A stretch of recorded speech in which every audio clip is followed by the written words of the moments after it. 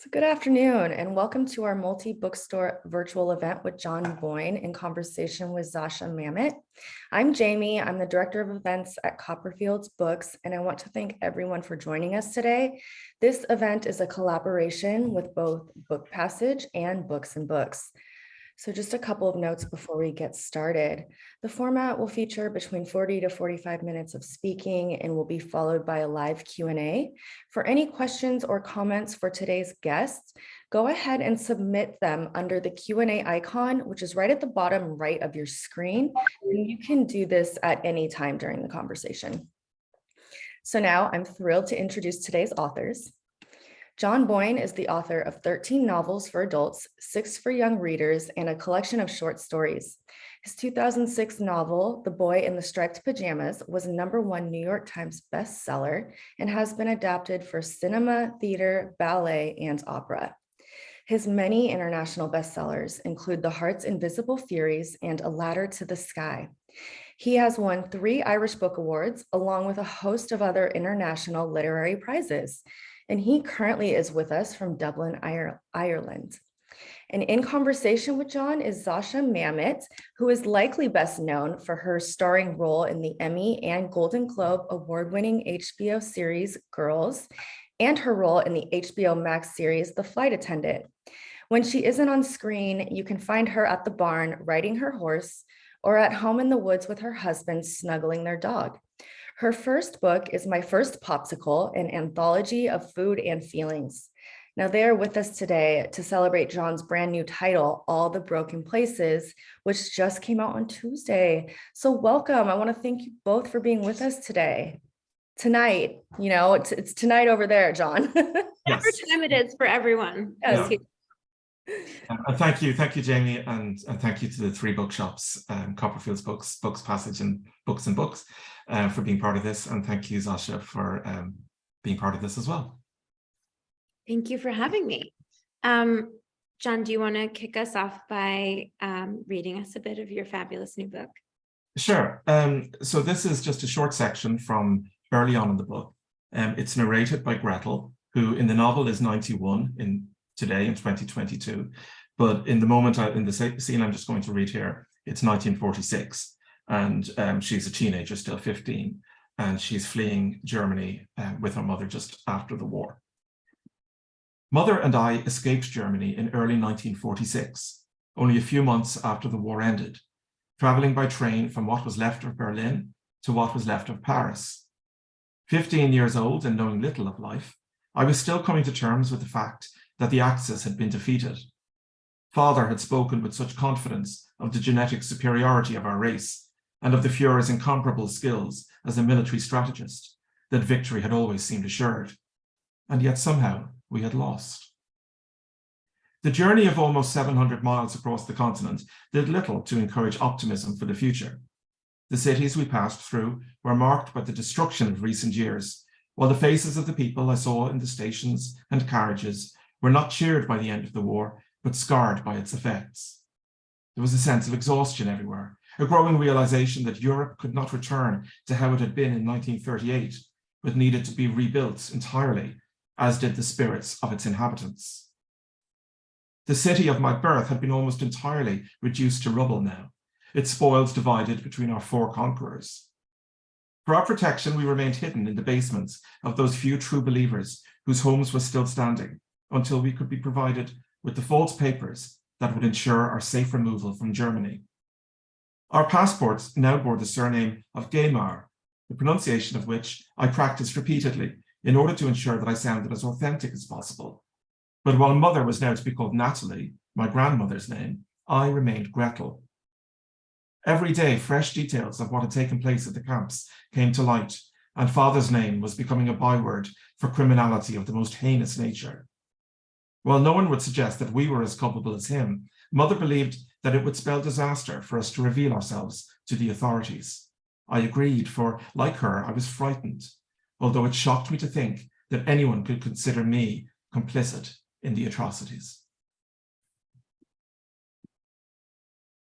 It's so beautiful. This book was, I find all of your books to be so incredibly heartwarming and heartbreaking all at once. And I don't know if any author makes me cry as much as you do, and think as much as you do. And I wanted to kick this off with a question that you write about in your author's note at the end of the book. You say that you had always planned to return to Gretel, but that you had initially wanted to write her story at the end of your own life.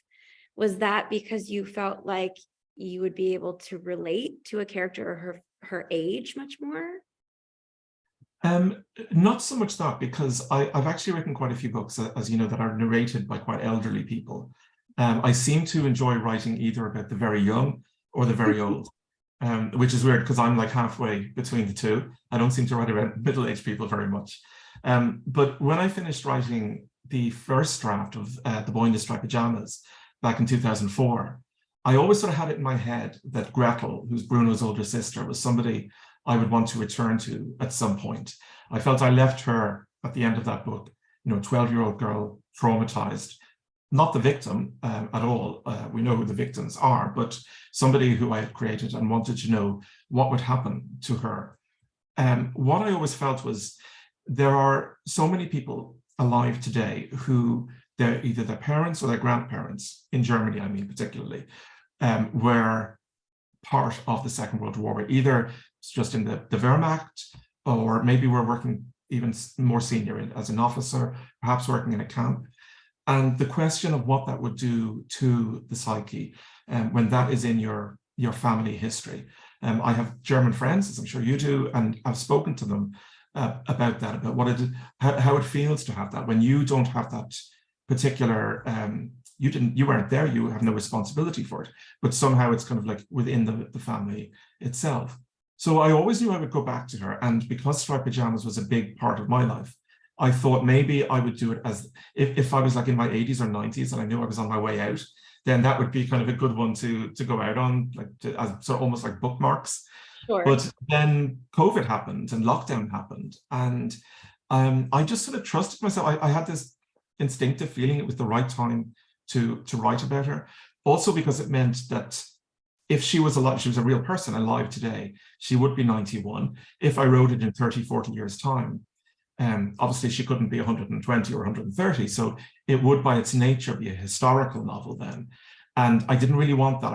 I knew I was going to write about her past as well, which would be a historical element to the book. But I wanted her now to be very much a contemporary character. And for the reader then to ask themselves, what would it be like to still be that person today? Yes, I mean, I absolutely asked myself that while reading the book. And I find it really interesting. Do you write a lot about sort of one level of removal from true evil? You know, the people who are maybe complicit by inaction or just simply by proxy. And I felt like you walked this incredibly difficult line of making her honest in terms of understanding, you know, she's not in full denial, or at least as she gets older, she's not in full denial of her complicity in her father's actions, even in just her denial of saying that she was aware of what was happening and yet kind of not wanting to think about it. And yet you still make us love her. She's a sympathetic character and we understand how nuanced that is. Do you find it difficult to write these characters without judgment? Well, it's interesting that you use the word complicity, because I think if there is a theme that runs through so many of my books, it is that. And that really started in a way with a novel I wrote about 12 years ago, The History of Loneliness, which explored the child abuse scandals in the church here in Ireland, particularly in the years when I was growing up. And, you know, as a child growing up here and going to a Catholic school and unfortunately having one of those experiences, and that is, you know, all these years later now actually in the courts, it's always been something that I'm sort of not so much interested in the people who commit these acts as the people who know what's going on and do nothing about it. Because in Ireland, one thing that we've learned over these years is that while a very small minority of priests committed those acts, most priests and most lay people knew they were going on. The bishops knew they were going on, and priests would just be moved. So I always think, if you're so evil that you commit these acts, I'm not sure there's anything particularly interesting to write about there. But if you know about it and you do nothing, that's more intriguing to me. And that, brings us back to all the broken places, where Gretel is only a child during the Holocaust, of course, and she has no personal responsibility for what happens there. But what she does have a responsibility for, and what she's challenged on through the book, is the fact that when she left the camp as a teenager, she could have given information to the liberators and to the Allies about just all sorts of details of the camps. And any small, minor detail could have been of use, could have been of help to the families of victims, also to survivors. But rather than doing that, she decides to sort of put her own safety, her own well-being first. So it is difficult to write about somebody who does have that level of culpability. But I think as writers, we have to write about interesting people and real people. Most of us are not saints or devils. Most of us, I think, are capable of great moments of kindness in our lives. And we've also probably all committed acts that we feel great shame over. And it's just part of being human, and that's the kind of characters that I like to write about. And hopefully that a reader would get to the end of my books and this book, perhaps feeling uncertain where they feel on that character and maybe wanting to talk to somebody else about them. I mean, Gretel, I hope, is complex. And there are moments, I think, where the reader would feel not well disposed towards her. And then moments where you do feel well disposed towards her, where you can feel this crushing weight of guilt that's been with her all her life, simply because of what her father did. And I think that's a complex thing for a person to go through. But I also think human beings, we are all incredibly complex people, everybody. And that's what we should be aiming at to write about. Because if literature is going to give us some kind of insight into life and into humanity and into why we all do the things that we do, then we should write about kind of real people and not, as I say, saints or devils. Yeah.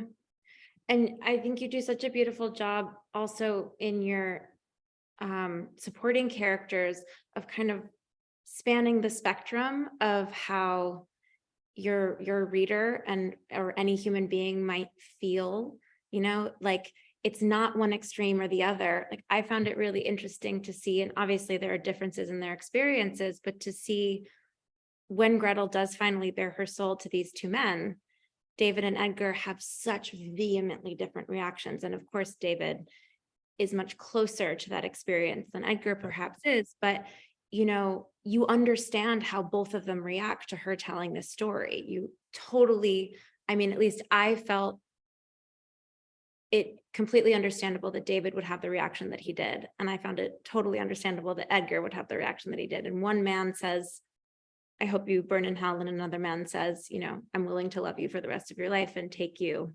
Yeah.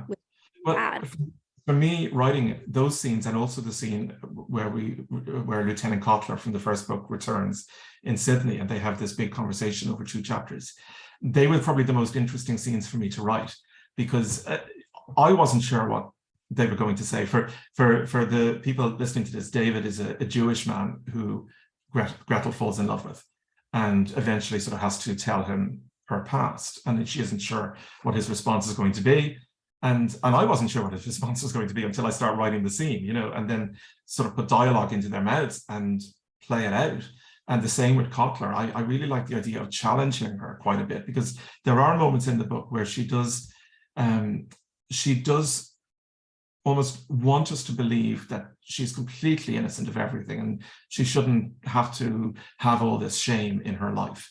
And she does need people sometimes to say to her, well, actually, there are things you could have done. There are, you do have to take some responsibility for this. You don't have a completely, clean soul here on this. And I do think that people would respond differently at such moments like that when confronted with that. I think, as you say, David and Edgar both have different responses. But in David's case, because his own family has been lost in the Holocaust, because he has such a close relationship to it, and also it's only, 8 years then since the end of the war. So it's I mean, it's still raw now in 2022. I can only imagine what it would have been like in the 1950s, because at that point, I mean, the facts of the camps was still only really, it was only in the late 40s and early 50s and through the 50s that most of the details really were coming out, and the world was really learning about it, and books were being written, and autobiographies were being written, and non-fiction works, and professors in universities were studying it and writing about it and educating the world on it. And that's a process that continues to this day. But at that point in the 50s, it was still fairly new to people, and people were still confronting the fact that, you know, what I would consider like the greatest crime in human history had happened, you know, a couple of years earlier in front of the whole world. And if that can happen in front of the whole world, well, then it can happen again, you know. Right, of course. I mean, I think to your point, her interaction with Kurt is also, to me, one of the more powerful moments in the book, because it's a bit of a coming to a head. You know, she's spent this whole period of that sort of happens about in the middle of the book, and she spent, I think, a lot of her life escaping the atrocities that her father created, telling herself that she couldn't have done anything, and she gets very high and mighty, kidnapping his child, and she's like, I'm going to make you pay, and that's going to wash away my feeling of guilt. And it's such a beautiful scene.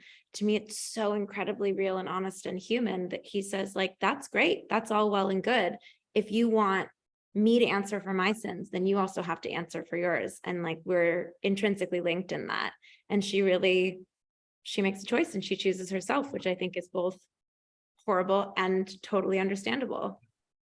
I found, for me, I found it interesting to make him the person who would really challenge her in the center of the book, because he is the true believer. He is the real Nazi, and he is the one who is saying to her, I miss it. You know, I miss the power that I had. It was the happiest time of my life.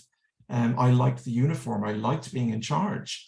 I liked people being afraid of me. I mean, he is the character in the book that we are in both Striped Pajamas and here in All the Broken Places, that we should be kind of like, our blood should be freezing with. And yet he's also the one who says to her, and what about you? If you had the choice, you used to be sort of the princess, you know, your father was the commandant. If we had won, you wouldn't be working in a clothes shop in Sydney and living from paycheck to paycheck and having no friends and no family and being terrified of anybody catching up with you. You would be back in Berlin, and you would be one of the most significant young women in the country, and probably marrying some, you know, top guy in the army. Do you miss it? If you had the choice, don't you wish we had won?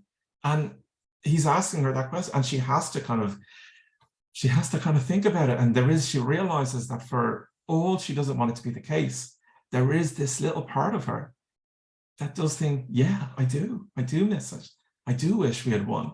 And she's trying not to feel that. Like, I do think she's inherently a decent person. I think she's, you know, morally, for the most part, she is good. But she cannot help the fact that she feels this way, in the same way that she cannot help the fact that she loved her father. Her father loved her. And she knows what he's responsible for and what he's done. And one of the great contradictions in her life is, how do I bring myself to hate somebody who I always loved? And I know I should hate him. He was kind to me and my brother, but he was going out killing children during the day. And I can't seem to get my head to the place where I hate him. And I think that is a very complicated emotion for a person to feel, because one would assume that the people running camps, for example, loved their own children and treated their own children. Most people love their children and treat their children nicely. And for me, as a person who has studied this subject, it's always been one of the great mysteries, is like, how can you love your own children and treat your children kindly and then murder children during the day? How does your brain separate out in that way to make you think that is okay? And there's no answer to that question. I think, you know, the reason we keep writing books and making movies and plays and all that on the subject of the Holocaust is because we are always trying to find answers to these questions. They say that sort of the novelist's job is to not to find the answers, but to pose the questions better. And I hope in books like this that those kind of questions are raised and people think about them. But I don't have the answers to those questions any more than I think anybody else does. That's a beautiful way to put it. I mean, I think that's sort of the purpose of art in general, is to, I think if people come away from reading something or watching something or listening to something feeling slightly more confused than they were beforehand, you've done your job a bit. Yeah. I mean, I know we use this word, we use like the idea of a pickle or a conundrum or something like confusing. And that's kind of a word that I think doesn't hold a lot of meaning in general. And you think of these topics like, okay, your father ran the most horrific concentration camp in existence and killed countless lives. And yet he was your father. Like truly, how do you reconcile that? And perhaps you don't. And so then how do you go on living if you can't reconcile that? But of course, in real life, some people had different reactions to that, because Gudrun Himmler, who was Himmler's daughter, she wrote about her father, and she wasn't like Gretel. I mean, she was like, it was all fun. My father was a great man, he did great things, and was I think that's part of her brain that was just unable to process that. Yeah. I don't mean to sound facetious, but on a much smaller level, when people find out that somebody that they love is a serial killer or is a child abuser or something like that, there is that strange discord between the emotions you've always felt towards that person and the knowledge that, or the sudden realization that you really didn't know this person at all, that there's this extraordinary side to them that is something repellent and something that you can't accept in your own life. I think the other interesting thing about these characters that you read about who are perhaps complicit or culpable in the crimes, but don't necessarily commit them themselves is, what you were saying before about true evil. There is almost something when you see somebody who is truly evil, it's almost as if they're under a spell. You're like, something is maybe not quite right in that human being. Like they see the world through a prism that is so askew that maybe not to, forgive them their sins, but they don't necessarily know what they're doing. And yet the people who see those people committing their crimes and don't do anything about it, they have a clear view of what's going on. So it's more interesting to see, in my opinion, But also there's also that the most curious thing in some ways about the Holocaust is that it's not just one person who was mad. That an entire country all became so changed, so swept up in National Socialism and in the Nazi ideals and in their anti-Semitism in a way that you would not expect millions of people to do. You would expect that. Was that? My dog has opinions on that.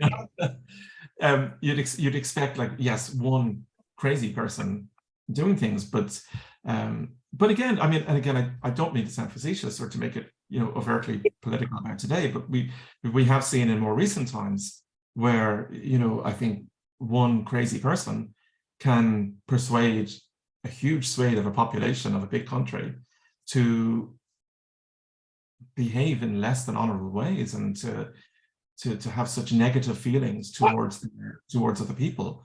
And it's kind of shocking when that happens. And in Europe, it's happening too, because there is a real rise here, well, not so much in Ireland, but in the European mainland of, right-wing politicians. We've seen it in Italy, we've seen it in France, Pence and the new Prime Minister of Italy. And there is this, return to this strange right-wing element, which is so swept up in violence, in hatred, in conspiracy theories, in a sense of moral superiority, racial superiority, and that never seems to change. There are even small parties here in Ireland that are like that, and that unfortunately get airtime sometimes. Well, I mean, it's Anyway, interesting. I'm sweeping off onto a very contemporary No, political I mean, thing. we deal with it obviously in the United States as well. I mean, the last 4 years, I think, have been a really upsetting indication of the fact that this is not something that we've put to bed. Yeah. And it is interesting how deeply entrenched the anger is and how easily that tips towards violence. And the fact that, going back to the scene with Kurt that she has in the coffee shop, I thought it was a really incredible symbol that he still has Hitler's glasses. And, the idea that these are just, they're eyeglasses, and she puts them on, and the reaction that she has, the idea that this man had so much power over these. Sorry, my dog is having a moment. But it's it's really, it was a type of mania. And I think the glasses that Kotler produces that day in the cafe, it brings them both back to that time. It's a substantive thing that they can hold on to and remind them of this time. He's carrying them not just because he still idolizes Hitler and wishes that things had gone differently, but they represent power to him, and he has lost this power. He was only a young man when he had it. He was only 19, 20.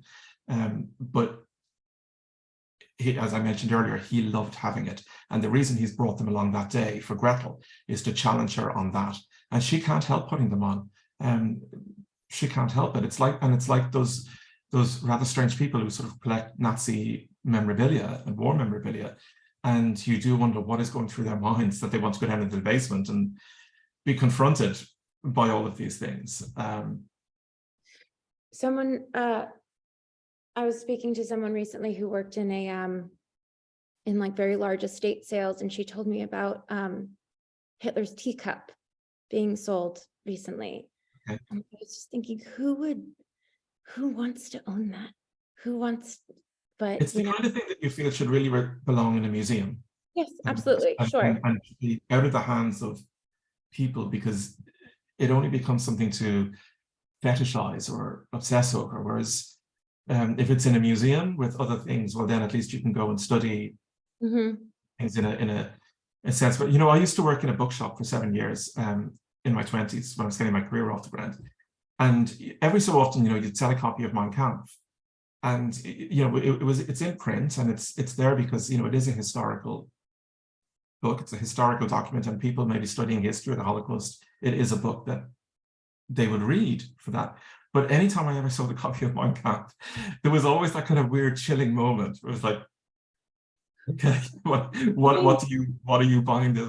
What is this for? You just be it always kind of felt weird, Absolutely. I have to ask, because I've been curious ever since I finished. Did you know how you were going to end it? No, I didn't. I never know how I'm going to end any book, actually. I don't plot out the books in advance. I start with an idea or a theme or a character, and I prefer to let the novel kind of build in front of me.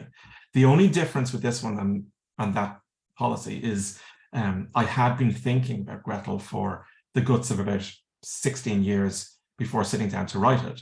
So I had kept a file on my computer for a long time called Gretel's Story, and I would make notes in it about who she might be, where she might be. And it changed a lot, because actually my initial idea about who she might be was she wouldn't be living in London. I always had her living in New York, and I always had her as a very misanthropic character, kind of one of these crazy people on the street screaming at people. I imagined her being very loud and very violent. And she's none of those things in the book. She's living in London, and she's very quiet. She's very calm, very introspective. If anything, she's hiding away from the world. She doesn't want to be noticed. So it changed in that way of who she was going to be. I didn't know how I was going to finish her story. What I did know was that I felt she would want to reach a moment where she wants to find some sort of atonement in her life. And for her, and when I started the book, the idea of this family moving in beneath her in this luxury mansion block father, mother, 9-year-old boy bringing us back. And the only thing missing from that family, as opposed to the family in the earlier book, is a sister. And she comes down those stairs and effectively retakes her place in that family. And when she starts to recognize that something untoward is happening in that flat, and that this 9-year-old boy is suffering some kind of trauma, this is the moment where, even at the age of 91, she realizes, perhaps I can find that moment of atonement. And if I can just save this boy, maybe I will have done one good thing before I, move to whatever happens next in after this world. So I knew there was going to be that, but I didn't exactly know how it was going to happen. And I sort of trust myself when I'm writing that, because I've written 21 books now, I trust myself that I can solve the puzzle of the novel as it develops. And I often find I'll put things in and I don't know why they're there, but they'll reveal themselves at some point. I sometimes think that the novel is all here at the back of the head, and that the writer is kind of like mining the way towards it. And you think you don't know much about it, but it's kind of in the subconscious somewhere. And I quite like that idea, because I love it when you do put something in and you don't know why, and then it reveals itself. It's a very exciting moment. And perhaps it's the same in acting, that you might choose a mannerism or a voice or whatever it is, and you're not quite sure why, but it reveals itself. And when that happens, I think that's a moment of just great joy for an artist. And some of them don't work. Sometimes you put something in and you chuck it. It doesn't make any sense. But when it's there for a reason, and it reveals itself, it's so exciting, I think. I love that so much. That happens to me all the time. It's very rare. I don't think I've ever done this in my career, but normally you shoot things out of sequence. So, you'll shoot things later that have happened before. And it's always, it's the worst when you shoot something that's happened before later on and you're like, I would have done that differently. But it's the best when you're like, oh my goodness, now I know why I had that instinct. I think it's a true feeling of joy, for sure. And I'm sure there are many, writers, aspiring writers, maybe listening, participating in this.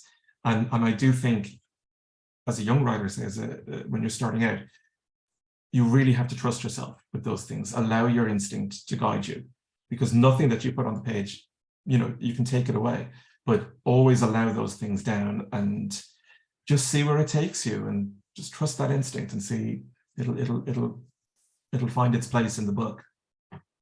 Such a beautiful sentiment. I think, often we as artists are so afraid to try things, but it's so true. You can always take it away. My father used to say to me when I was young and I would get stuck on something, he would say, the great thing about a decision is you can always make another one. And nothing is wasted, because again, for example, I have on this very computer, I have 3 novels that I wrote in my early 20s that weren't published, that weren't good enough. But I couldn't have written my first published novel without writing those 3 first, because each one taught me a little bit more than the one before, about structure, about dialogue, about character. So nothing is wasted. I think everything that you do is part of of your whole body of work, or your career. So I love that sentiment so much. It's like the entire fabric of the quilt of you as an artist, each little piece. Yeah. Okay, so I love what you say about allowing your instincts to guide you and not necessarily knowing how things are going to play out. Did you always know that you were going to make Heidi her daughter? Spoiler. Sorry. No, not at the start of the first draft, but as the first draft developed, that took over, and I saw where I could go with her character. I won't talk about her too much, if you don't mind, for people who haven't yet. Yeah. But I think it's really interesting also in terms of these other storylines. Something else I loved so much about the family in Flat 1, and I don't know maybe if this is my projection or if you actually felt this, was thinking of Madeline as someone who is both a victim and also someone who is quite culpable. So I was curious about your thoughts on that. Yeah, well, that family really hark back to the family in Striped Pajamas, particularly Madeline, because the mother in Boyne Striped Pajamas and the idea of the Nazi wife and the wife who's living with the commandant, you know, so many Nazi wives after the war would write about it and say, we didn't know anything about it.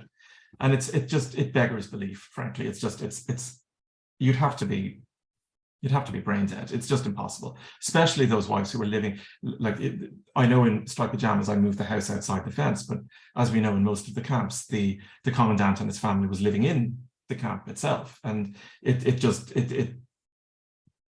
just not credible in any sense that they didn't know what was going on. But they liked their place in society, and they too, like their husbands, were willing to allow this slaughter to go on, as long as they and their children were safe and were happy and had money and had power. Now, Madeline is almost an updated version of Mother from the first book, just like her husband is an updated version of, in a much smaller way. The husband in Alex in All the Broken Places is but you know, he's traumatizing one small child as opposed to millions, but it's still one child, it's still a life. And Madeline is allowing it to happen, and is sinking back into drink and drugs in the same way that Bruno and Gretel's mother, sort of her spirit diminishes as that earlier novel goes on. She goes from quite a lively person at the start in Berlin, quite cheerful and upbeat, to sinking completely as she realizes what she's part of, and she also recognizes that she's not going to do anything to change it. So I wanted kind of the astute reader to make the comparisons between the two, in the same way that there's the scene I always read in events from Striped Pajamas was the moment where Bruno and Shmuel first meet at the fence and the conversation that they have. And in this book, when Gretel and Henry, the little boy, meet for the first time, their conversation is very much built on that earlier conversation. The way Henry is dressed is based on it. There's this phrase, his eyes opened wide and his mouth made the shape of an O, which I use once in this book, but I use multiple times in the earlier book about Bruno. So it's very much connected to the earlier story, but also for Gretel, that as time is going on, the more she gets to know Henry, the more she gets to know Madeline and Alex, the more she is drawn back to her past, and the more she is confronted with what she didn't do as a young person. And the more she has to recognize, I'm at the end here, I'm 91 years old. Am I ever going to take responsibility for this? Am I ever going to face up to it? Am I ever going to confront it and recognize what I have been part of? And if I don't do it now, I'm never going to do it. And what will life have been about then? Yeah, absolutely. Sort of her a last stand, if you will. Yeah. And I guess maybe we are all confronted with that at some point in our lives, of something that's maybe the most difficult thing that we have to do. Maybe it's a person from our past, or, you know, something that we have done, and that will we ever make amends for that, or will we not? You know. Well, guilt is a fascinating emotion. You know, it can be, it's really interesting because it takes so much self-introspection to get through it. You kind of can't get like over or around guilt, right? You really have to face it head on. And sometimes we have to alter our view of ourselves. Yeah. Because we probably all like to think that we're perfect, and, you know, that we're good people. And for the most part, we probably all, you know, most people I think generally are. But sometimes we do have to confront ourselves on things, just like she does, and say, this moment in my life, I'm still not through that. I'm still not over that. And will I ever say sorry to that person? Or will I ever really accept my own culpability in this particular moment in life? Do you think, do you feel like you've told Gretel's story fully, or do you think she'll find her way back into the fabric of something else? I think I've told it now. I do feel that that whole family of Bruno and Gretel and their parents, I feel they've all reached their natural end now, and we've seen where they all went. I don't see another book on this with these characters. I think, but I'm glad I've written this one. I do feel, I mean, in many ways, it is a more mature book. I suppose I am 18 years older, so where Striped Pajamas is the work of a young, somewhat naive novelist, this is the work of a 51-year-old novelist. So I'm more experienced. I hope I'm a bit wiser. And where the first book is deliberately subtitled A Fable, this is much more of a realist book, I think. This is certainly much more of an adult read than the first one was. But I think that's the nature of just getting older and having more experience in the world, having more experience in writing, and but I think I pretty much covered it now. I think those two books will that's their family done. Do you think that you will continue to want to tell stories about that period of history and about the Holocaust? Well, it seems to reappear in my books a lot, even books that aren't about it, because you mentioned The Heart's Invisible Furies, and at one point in that book, of course, Cyril goes to work in the Anne Frank house in Amsterdam, a place I've been many times in my life. Every time I go to Amsterdam, I always go back to the Anne Frank house. I must have been in it at least 10 times, but I still find something new every time I go there, something interesting. So I don't quite know what it is, because the strange thing is, I'm Irish, I'm not Jewish. Ireland didn't actually play, we were a neutral country during the Second World War, which is not something I think is a very honorable thing to have been, because of course if Germany had invaded England and been victorious there, what's the next country along? It's us. And also, Ireland has such a history of Catholicism, and the Catholic Church was so dominant in this country, and the Catholic Church during the war did not play a very honorable role with Jews at all. It's something very shameful, I think, in the history here. So even though, I myself don't have any particular family connection to this subject matter, it is one that seems to reappear in my life time and again, and in the books that I write. It's funny, I don't know if you've read The Book Thief by Marcus Zusak, and it's a wonderful book, and All the Broken Places is dedicated to Marcus. He's a good friend of mine, and we went through very similar experiences with Striped Pajamas and The Book Thief. But he's Australian and I'm Irish, and again, neither of us have that kind of family thing going on. And we've talked about it and sometimes thought maybe by having that distance in some way, as an outsider, we've been able to tell these stories without the weight on the shoulders. I think if I had been a say a New York Jewish writer, a Philip Roth, say, or a Saul Bellow, there would be just so much more weight there to deal with, and so much more history in the family to deal with, and people that I would know, or my family would have known who had been lost. It probably would be a better way into the subject in many ways.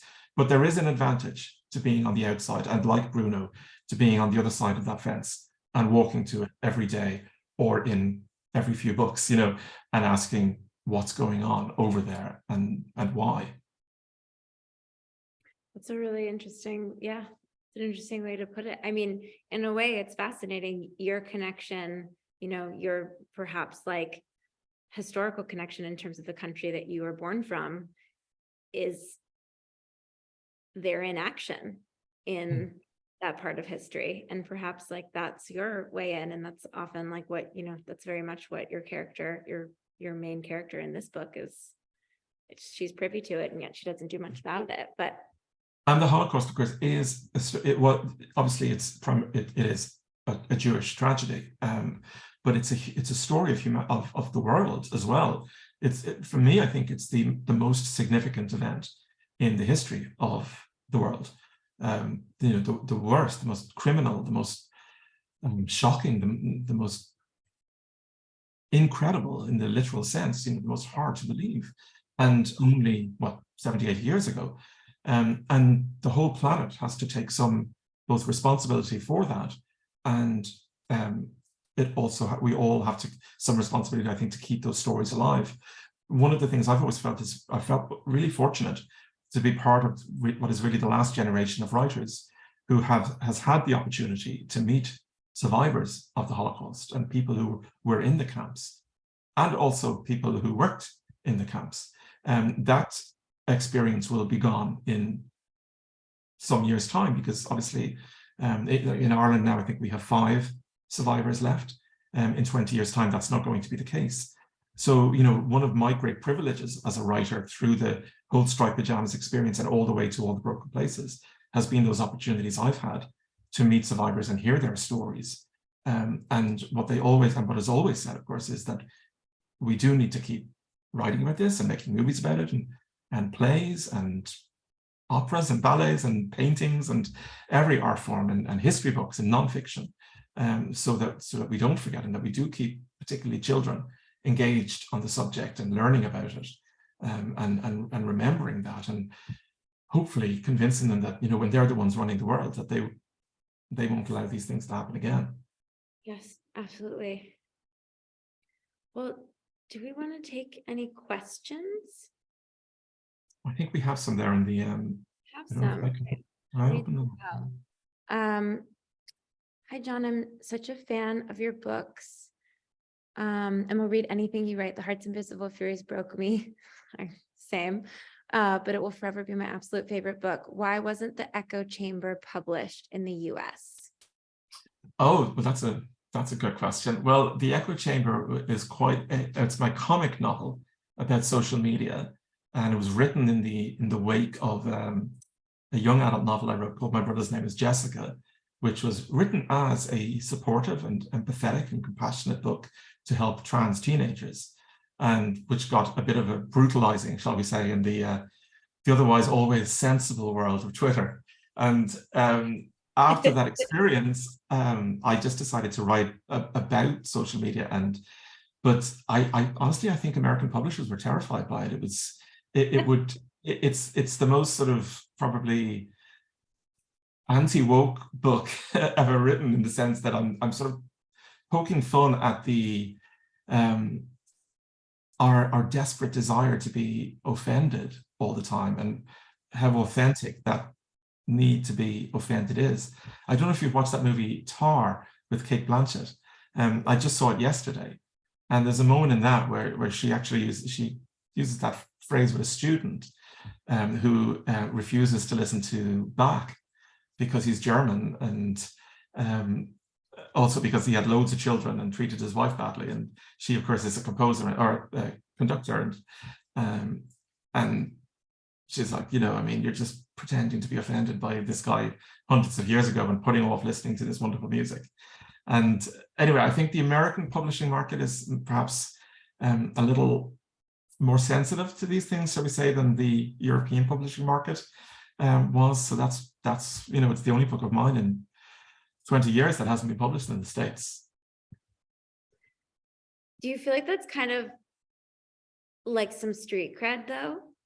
It's like makes you like a little bit more awesome that they were like, anything. Well, you know, there was I don't know if you ever saw the original House of Cards show that was in it, played in England like 20 years ago, and the Prime Minister, somebody would say something like that to him, and he would say, "You might very well say that. I couldn't possibly comment." And I think that's probably how I feel about that. Leave it at that. We'll leave it at that. Yeah. I think, do we have any more questions? We answered that one live. Here's what I'm. Oh no. Oh. Okay, one was there. It sort of vanished. There's some in. Oh, that's just the chat things. Anybody does want to ask a question, this would be an appropriate time.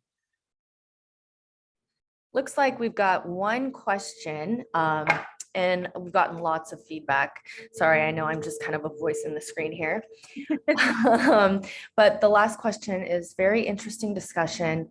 While I haven't read the book, as I listen to the discussion, it reminds me of Mother Night by Kurt Vonnegut, in the sense of someone looking back on their experiences during the Holocaust. Are you familiar with Mother Night, and do you see a connection? I've read Kurt Vonnegut, but I haven't read that book, I must admit. there may well be a connection. I might be coming at from a similar place, but I'm afraid I haven't read that book. Well, thank you both so much. This has been a very powerful conversation and really enjoyable. Again, I mentioned I've received lots of positive feedback, lots of thank yous. This is being recorded, everyone. I will follow up with a link to the recording either later today or tomorrow morning. And it'll have all the links in there and everything. So if you just watched, no problem. We've got you covered. Thank you, John. Thank you, Zosha. It's been so lovely. Thank you. Thank you for hosting it, and thank you, Zosha, as well. It's nice talking to you. Yes, and best of luck on your book tour. Yeah. Thank you. Thanks. Bye. Bye, everybody. Bye.